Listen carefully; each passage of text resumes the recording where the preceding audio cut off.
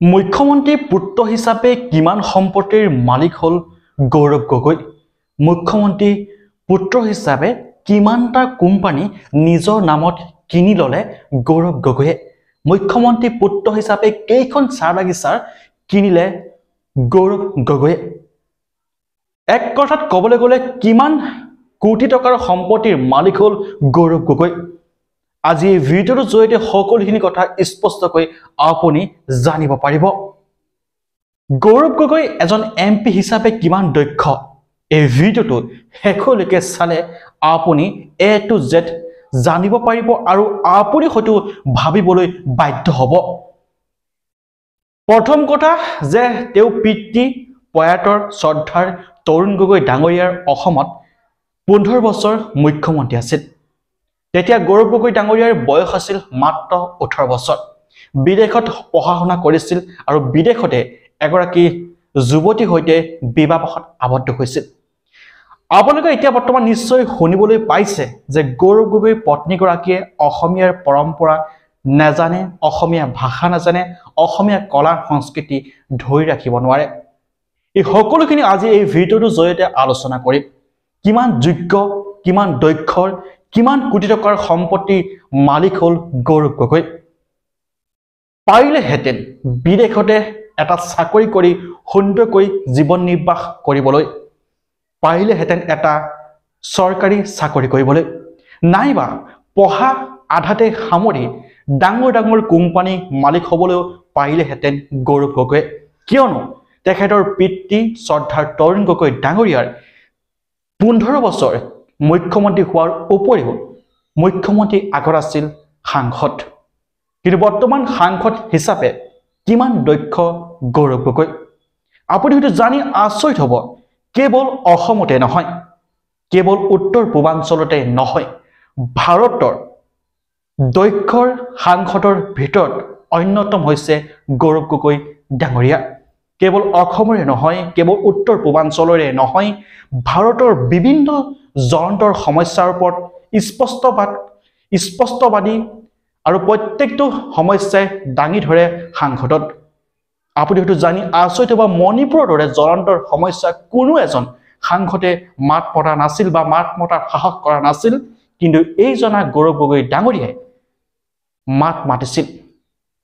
পাৰিলেহেঁতেন বিদেশতে থাকিবলৈ, কিন্তু অসমীয়াৰ মানুহৰ তেজ আছে আৰু অসমতে থাকি তেওঁ হয়তো ভাল পায়, সমাজ সেৱা কৰি ভাল পায়।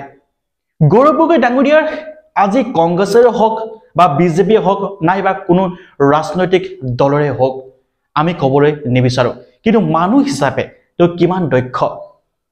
আপুনি হয়তো আচৰিত হ'ব যে তেওঁ যিমান ভালদৰে অসমীয়া ক'ব জানে, তেওঁ যিমান ভালদৰে হিন্দী ক'ব জানে, সিমানেই তেওঁ ইংৰাজী ক'ব জানে। আৰু এজন সাংসদ হিচাপে ইংৰাজী আৰু হিন্দী জনাটো বহুত বেছি প্ৰয়োজনীয়, কিয়নো বাহিৰত, অসমৰ বাহিৰত হিন্দী ভাষাটো বহুত বেছি প্ৰচলন।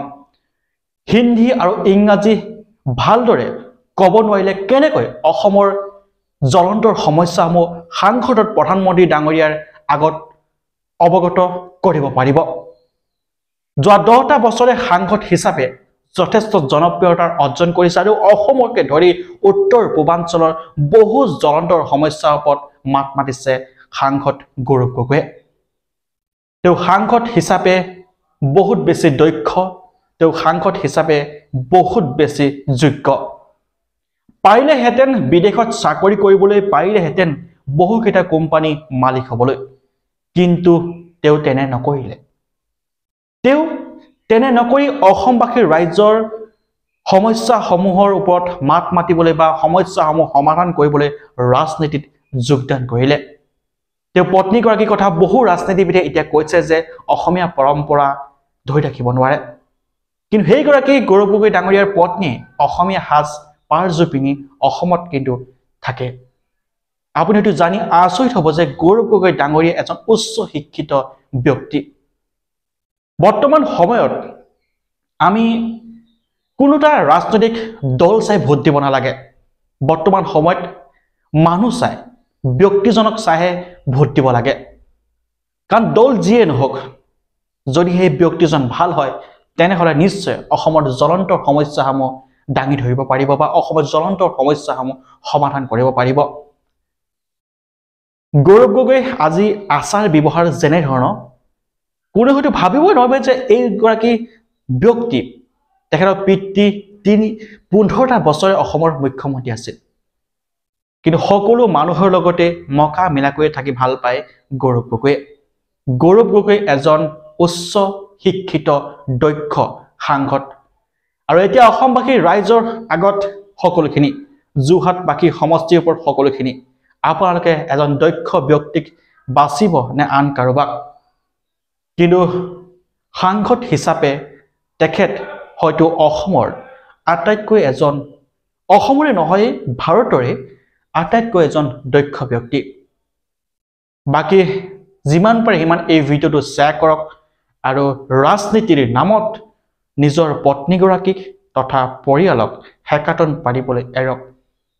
যিমান পাৰে সিমান এই ভিডিঅ'টো শ্বেয়াৰ কৰক যাতে সকলোৱে এই ভিডিঅ'টো চাব পাৰে, জানিব পাৰে। গৌৰৱ গগৈ এজন ভাল ব্যক্তি, মানুহ হিচাপে ভাল, কোনো প্ৰাৰ্থীত নাই, মই কোনো ৰাজনৈতিক দলৰ মানুহ নহয়, কিন্তু মানুহ হিচাপে তেখেত যথেষ্ট ভাল। ধন্যবাদ। জয় অসম।